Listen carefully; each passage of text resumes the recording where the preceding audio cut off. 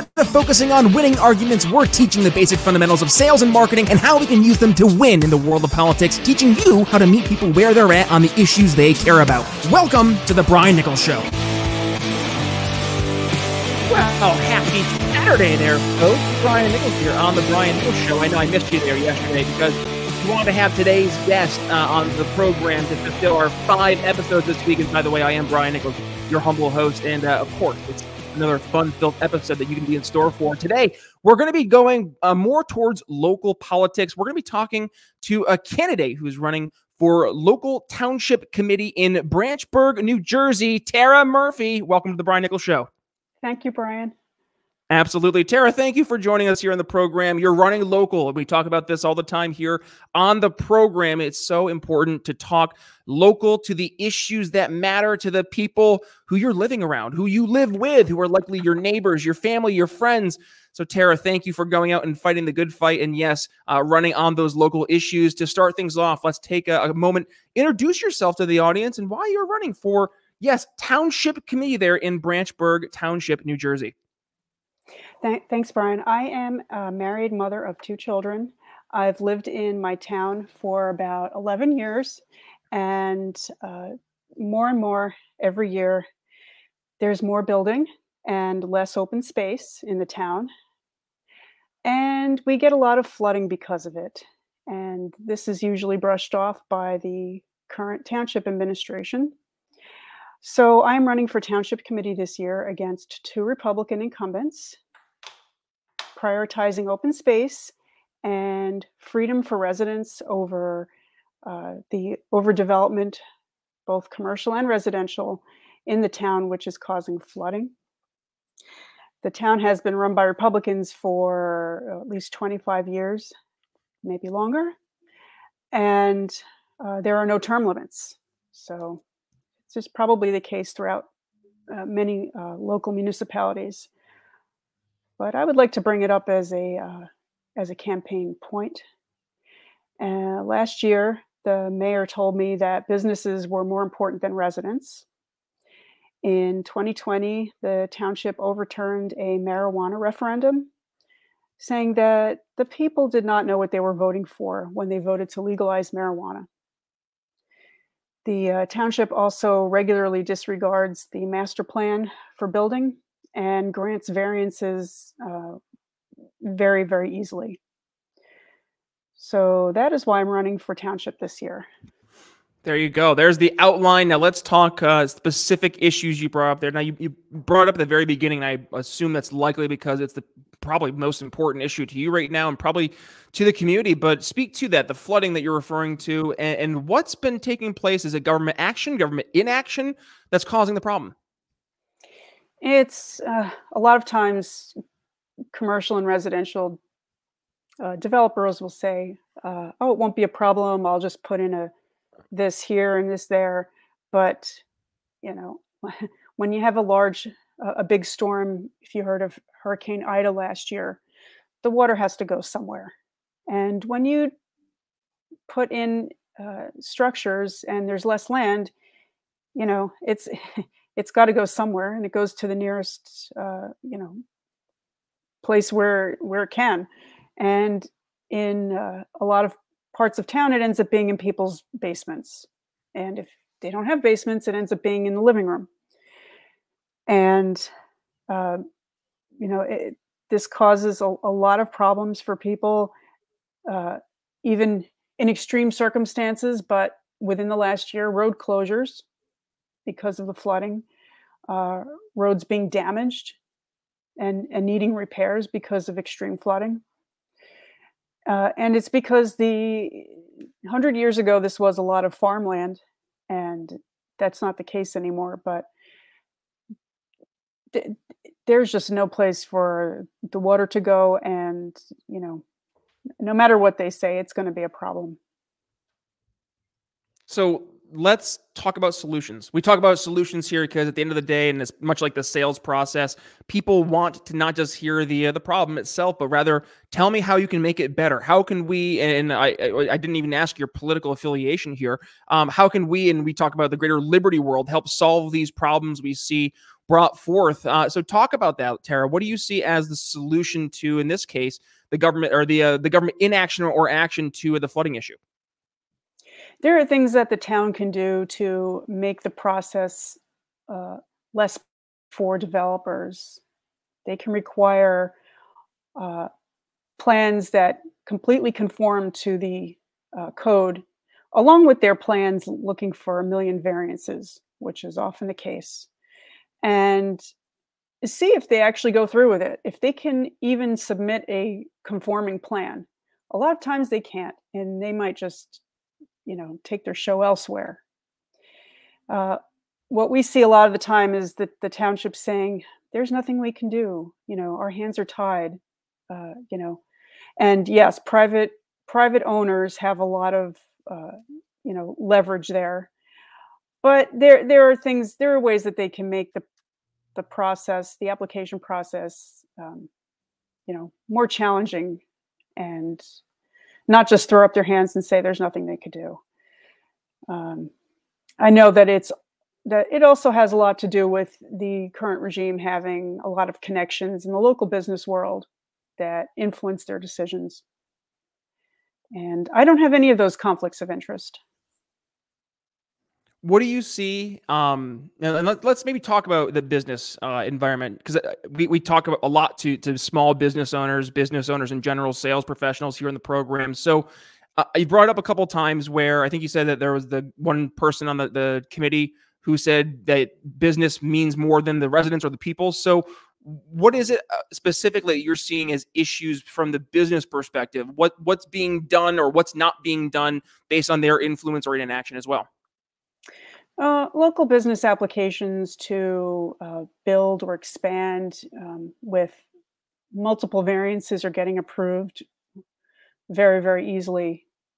And they shouldn't be. Variances should be extreme hardship situations. I know that they get, they have a cozy relationship with businesses, with donations, etc. I don't have that conflict, and I would prioritize people over businesses in those situations.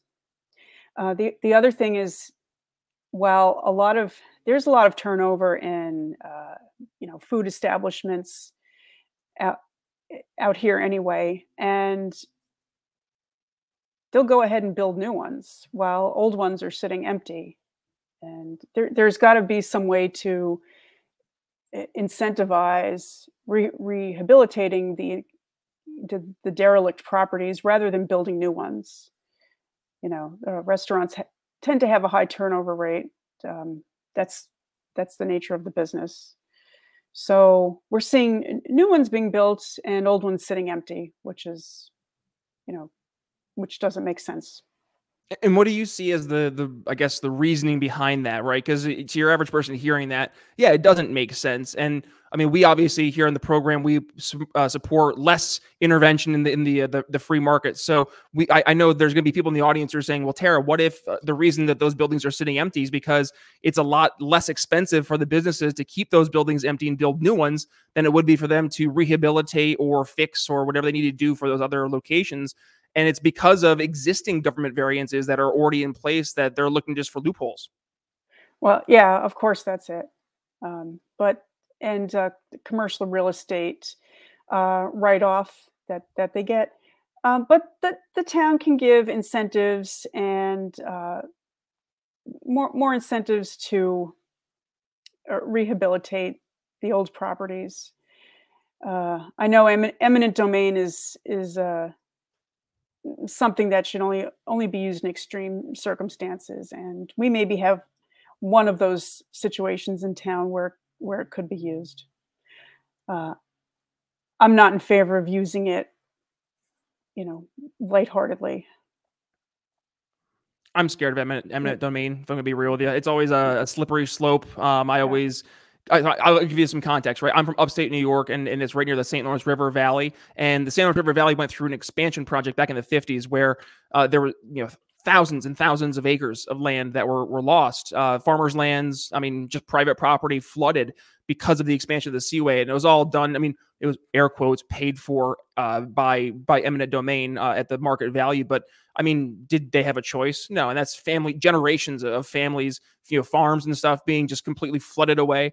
So I always look at eminent domain a little bit with a cautious eye, and dare I say, I don't like it. But regardless, let's move to the next topic you brought up. And I thought this would be something that a lot of folks in the liberty world would be like, wait, what? How can the township overturn this marijuana referendum? And I know you said because we were talking before, they didn't know enough. That's what the argument was. But we saw this right now, this marijuana referendum overturned. Talk to that, and what's the process right now of trying to get things back on track? Yeah, apparently it's legal for a township to do it, and they claimed that, they just did what most of the other surrounding towns did. So just because the rest of the area did it, we did it too.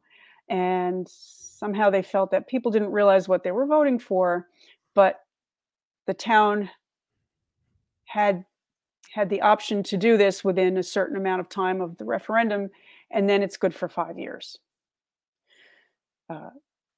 So they went ahead and unanimously said, no, we're going to overturn that, even though over 5,000 people in town voted for legalizing, and that's now good for 5 years.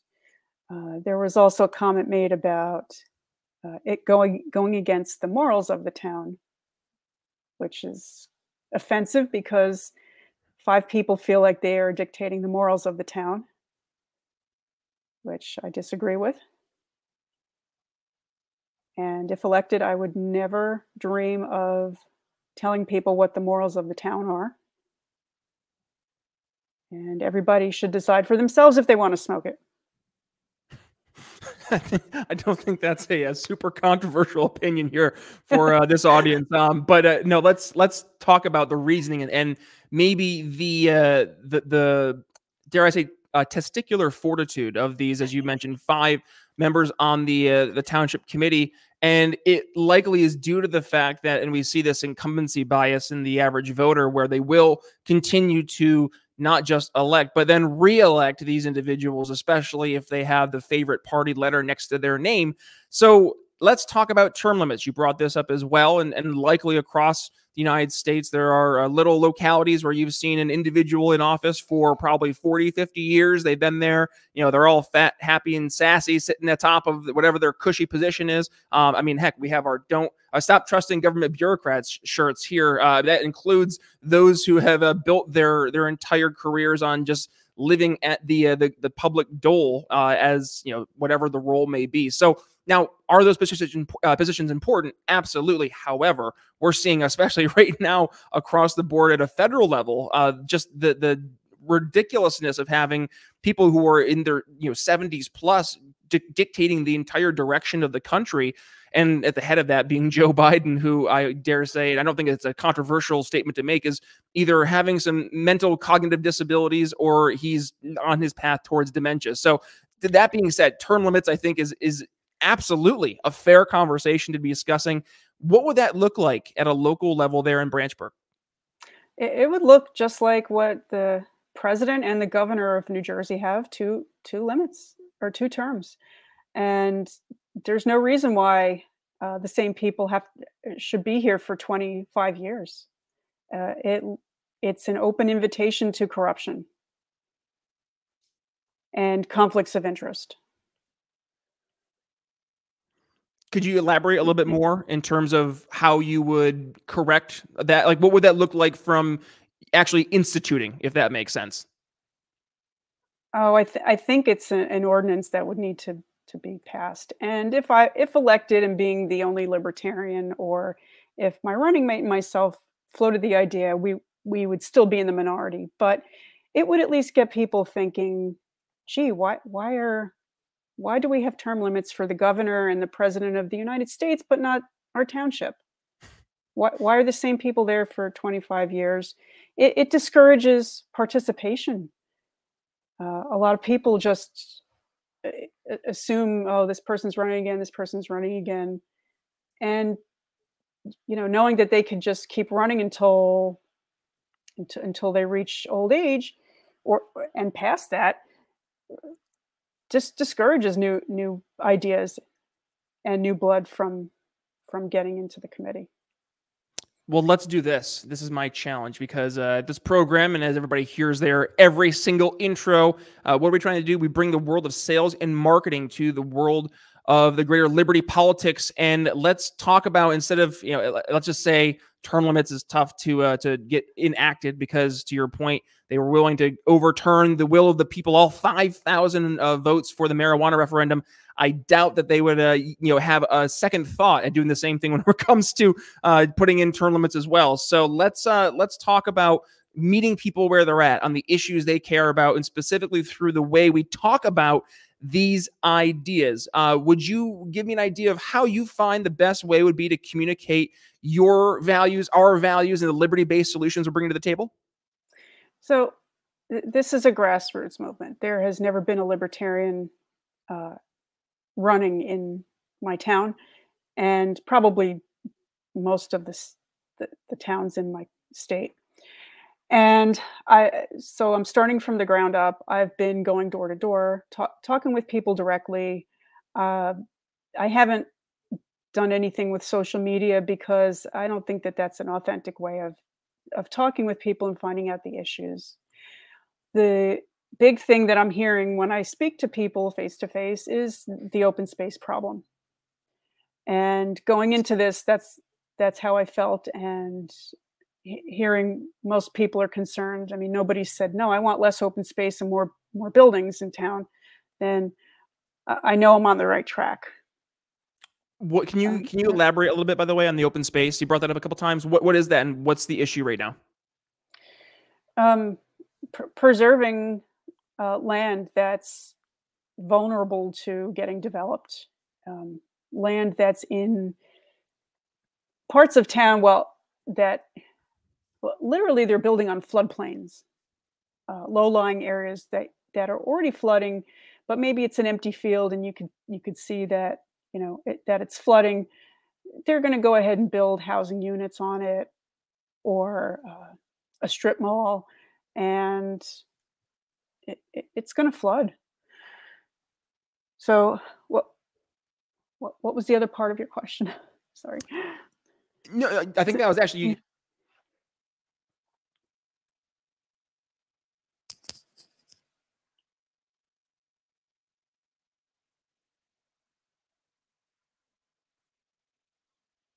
That was my fault. Sorry. I was going to say, no, I hit the mute button there.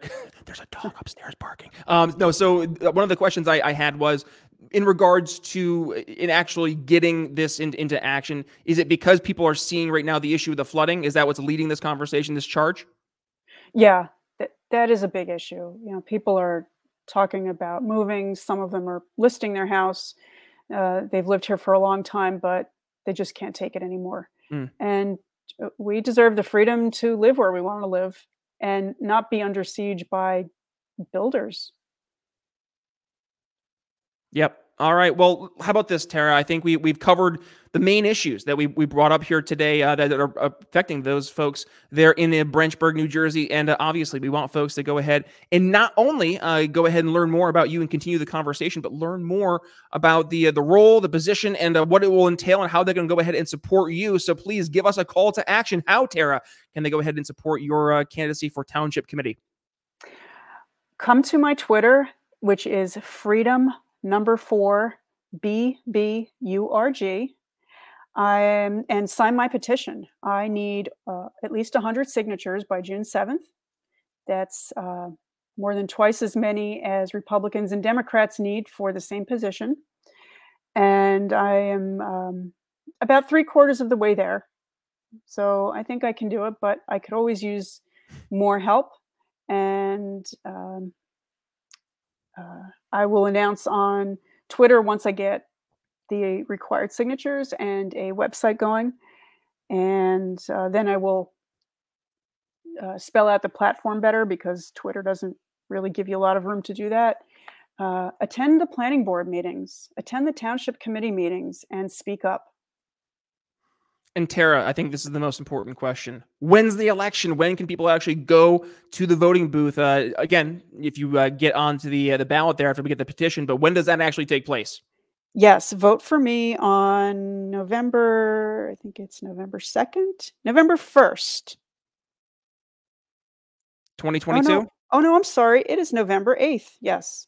2022. There you go. So Yes, it is November this 8th, year. 2022. Yes. Perfect. Yes. So we will make sure as we get closer to there, we will re-air this episode so folks can go ahead, get a quick reminder, yes, to go ahead and support Tara Murphy, because I think it's going to be pretty obvious you're going to be on the ballot in some way, shape, or form, especially if we can get those, was it 30 more signatures we need?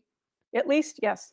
There we go. That's all it is. 30 signatures. Now, I know we get tens of thousands of folks here who listen to the Brian Nichols Show. If we can get just 30 of the folks there who live in the greater Branchburg, New Jersey area to go ahead and sign your petition, Tara, I think we're in a good spot. So with that being said, folks, thank you. You have your call to action today. I will include all the links there in the show notes, including the link to Tara's Twitter. And folks, if you enjoyed the episode, well, please do me a favor. Number one, go ahead and give it a share. And when you do, make sure you go ahead and give yours truly a tag at B Nichols Liberty. Also, by the way, I mentioned it earlier. Yes, I am rocking my I can't even read my own shirt. Stop trusting government bureaucrats. There we go. It's over at our Brian Nichols Show's store. If you want to go ahead and get your own version of the Stop Trusting Government Bureaucrats shirt, please head to briannicholsshow.com/shop, where you can find this shirt along with all the other goodies like our, yes, good ideas don't require force snapbacks. So with that being said, it's Brian Nichols signing off here on a very special Saturday episode of the Brian Nichols Show for Tara Murphy. We'll see you next week. Thanks for listening to the Brian Nichols Show. Find more episodes at briannicholsshow.com.